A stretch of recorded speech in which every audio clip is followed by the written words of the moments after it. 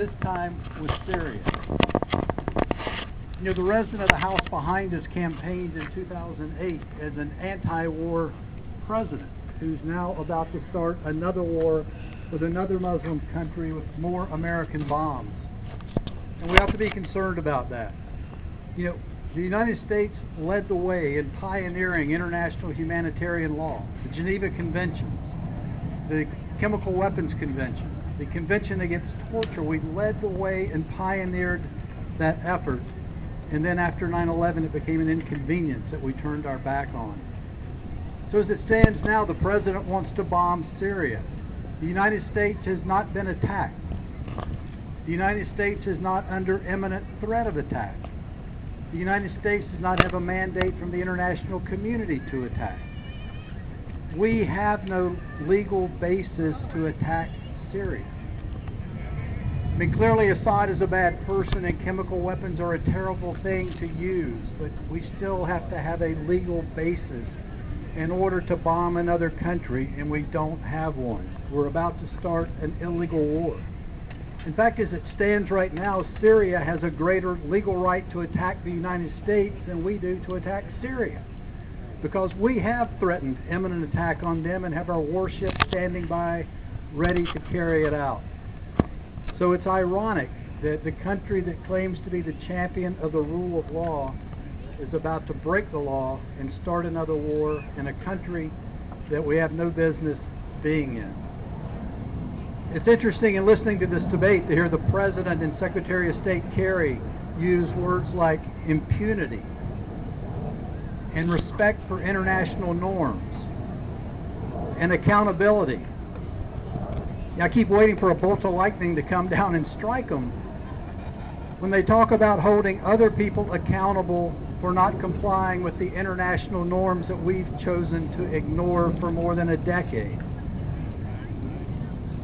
I mean, if you think about it, you know, we've had this policy of look forward, not back, where people like Dick Cheney and John Yoo and those who sanction torture on our behalf are walking free and being handsomely rewarded for being war criminals.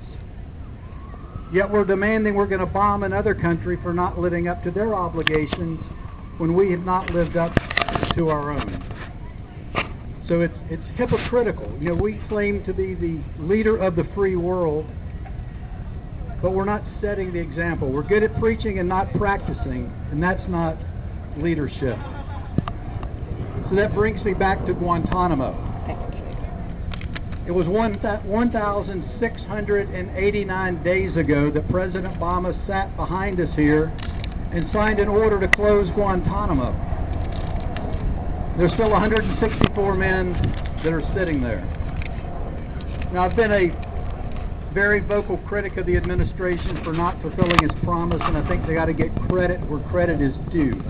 Since I was here last, there are 2 less detainees than there were before. So, you know, good on Cliff Sloan for getting at least 2 people out of Guantanamo, and you ought to get credit for that, but we can't let up as long as 164 men remain there in indefinite detention.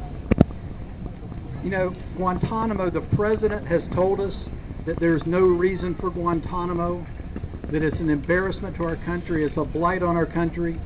You had Bill Lietzau, who was the Deputy Assistant Secretary of Defense for Detainee Affairs, who back in 2001 was one of the pioneers of creating Guantanamo and the military commissions, who retired recently, and in the Washington Post said it was a mistake.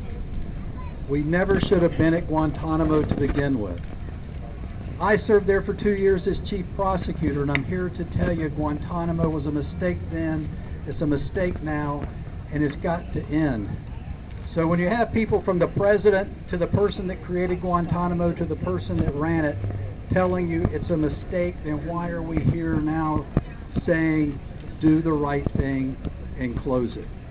Our enemies, our allies alike, cite Guantanamo as the example of how dare us lecture them about international norms and accountability and impunity. So you got to walk the walk if you're going to talk the talk, and we haven't been doing it. You can't have a war on impunity abroad when we condone it at home. We can't demand accountability abroad when we don't have accountability at home.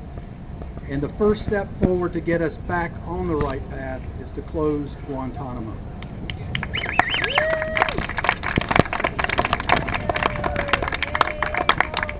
Thank you so much for that.